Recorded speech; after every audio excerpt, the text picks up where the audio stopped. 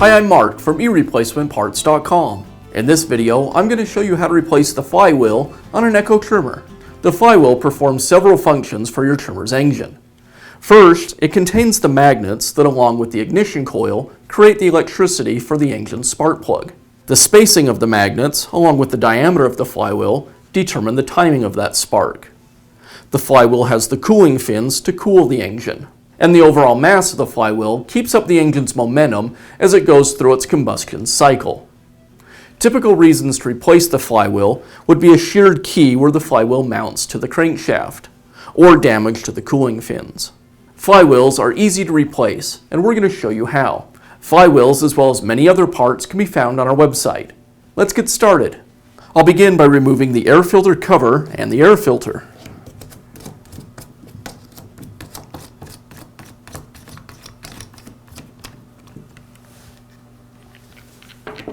Before we remove any of the fuel lines from either the carburetor or the fuel tank, you'll want to make sure that you've drained the gas from the fuel tank. Otherwise it will leak, as the fuel in the tank tends to be slightly pressurized. I've already drained the fuel, so we can go ahead and move on. Next, I'll remove the air filter bracket as well as the air filter base. They're secured with 2 screws.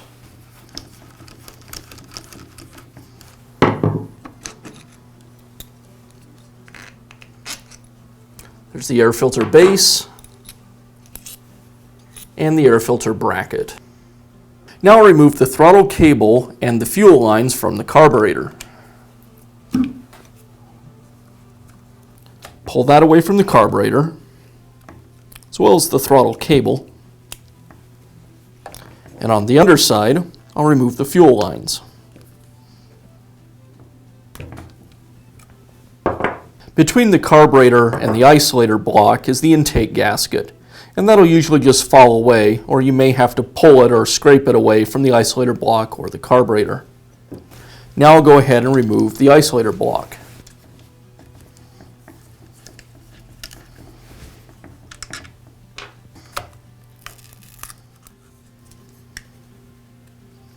Now I'll remove the spark plug boot and the spark plug.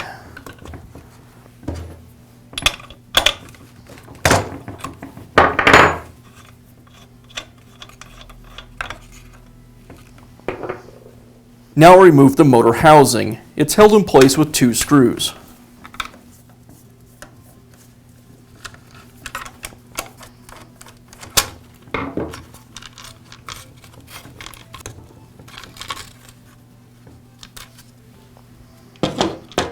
Now I can remove the insulator gasket. Now I'll remove the starter. There's 4 screws on the back, 1 on the side, and 1 between the fuel tank and the starter.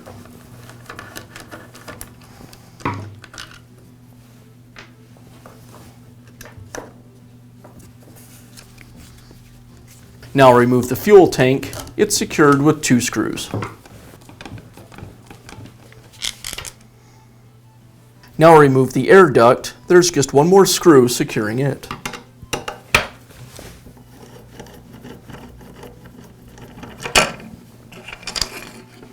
Now I'll separate the clutch and shaft assembly from the engine. First, I'll go ahead and disconnect the ignition wires. They just pull apart.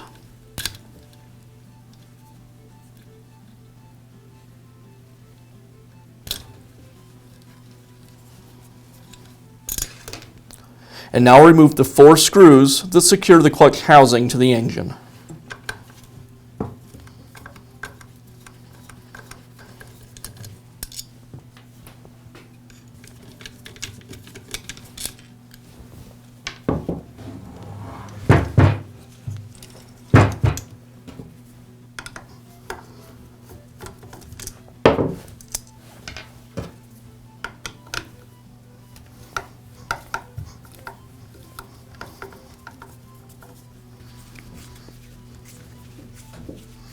I'll just give the motor a couple of taps with a mallet, and it'll slide apart. Now I'll remove the clutch, but I can't just simply thread it off of the spindle, because as I turn the clutch, the motor will just spin. So I need to bind up the motor. To do that, I'll put a piece of starter rope into the cylinder through the spark plug hole. The rope will take up the space between the piston and the top of the cylinder and bind the engine.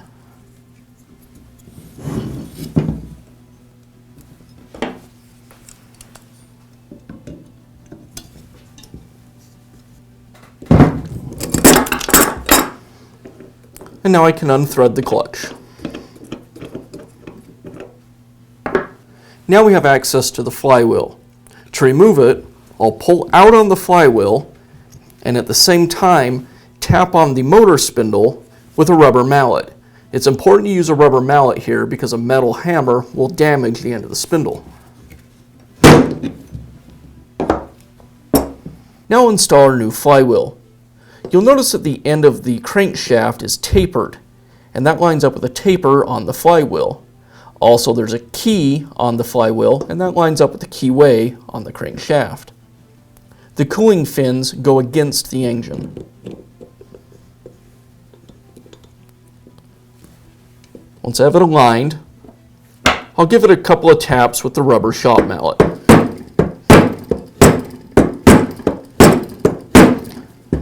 We'll tighten up the rest of the way with the clutch. Now reinstall and secure the clutch.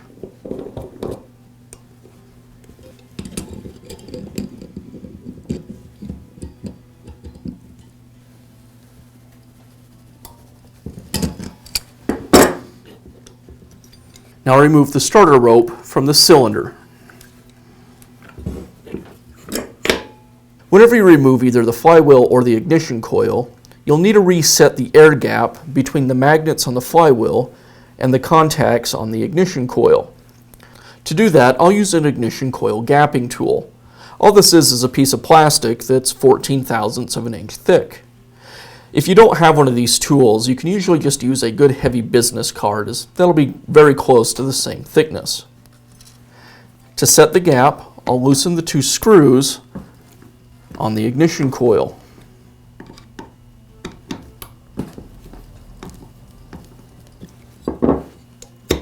That allows me to move the coil. Now rotate the flywheel until the magnets line up with the contacts on the ignition coil. Insert the gauge and allow the magnets to pull the coil tight against the flywheel. Now I just tighten up the screws.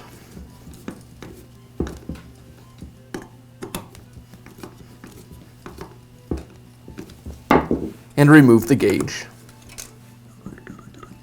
Now I can reinstall the engine assembly back onto the shaft and clutch assembly. There's some alignment pins to line everything up, and then I'll secure it with the screws.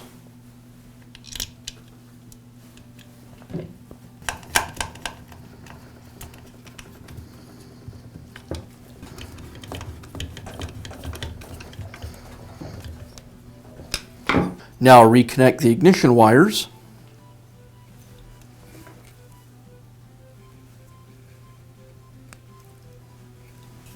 And I'll tuck the wires away in the holder on the side of the engine.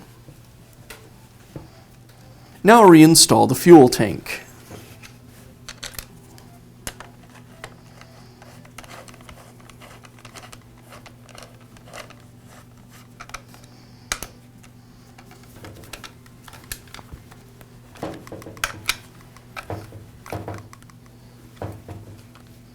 Now I'll reinstall the air duct.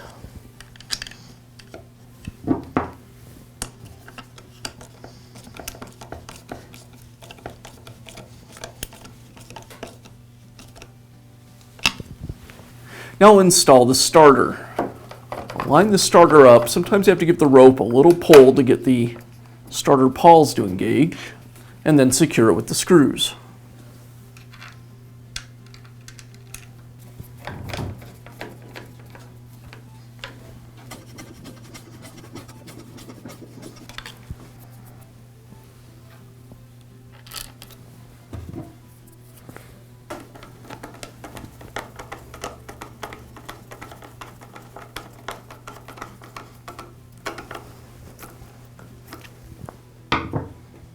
Now install the insulator gasket. I'll place it up against the motor block and now work the cover over the top of the engine. the gasket needs to go behind the cover. I also want to make sure I have the ignition wire inside of the cover. Once everything's aligned, I'll secure the cover with the screws.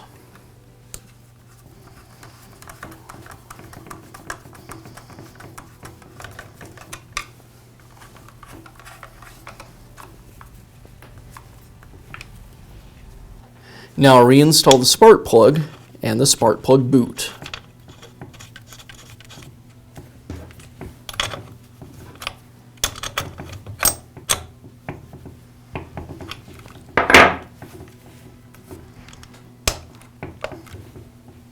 Now install the carburetor insulator. These nuts go on the back side of the insulator, and those are for the screws that secure the carburetor. You'll notice there's an opening at the bottom of the insulator, and that needs to line up with this opening on the bottom of the intake port. I'll thread the screws through the insulator first,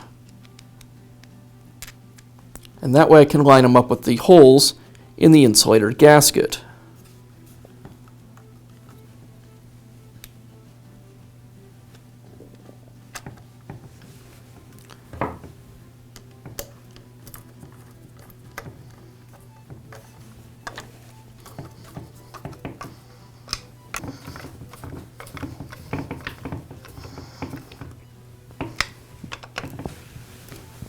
Now we'll reinstall the fuel lines and the throttle cable to the carburetor. To install the fuel lines, first I need to figure out which one is the incoming line. To do that, I just open the gas tank, look inside, and find the line that has the fuel filter attached. In this case, it's the black one. The yellow one will be the return line. Now on the carburetor, I want to find the incoming side. To do that, I'll place my finger over each of the fuel line connections while priming. One of them won't let any air out, and the other will tend to suck against my finger, and that's the incoming line. So I'll attach the incoming line to the black or incoming fuel line, and the return line, in this case, to the yellow fuel line. Now I'll reinstall the throttle cable. First I'll open up the throttle and thread the cable into the connection on the top of the carburetor. Next, I'll place the nut in its holder on the carburetor and tighten up the secondary nut with a wrench.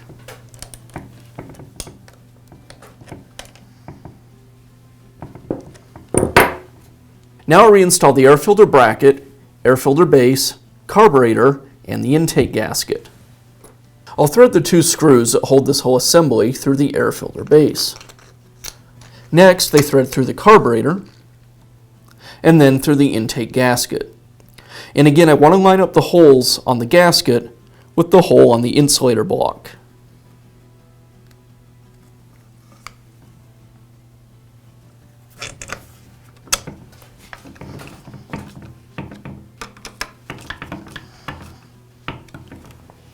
And now install the air filter and the air filter cover.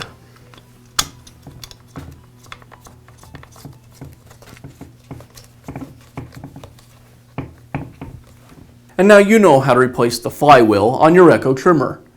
If you found this video helpful, be sure to give us a thumbs up and leave a comment.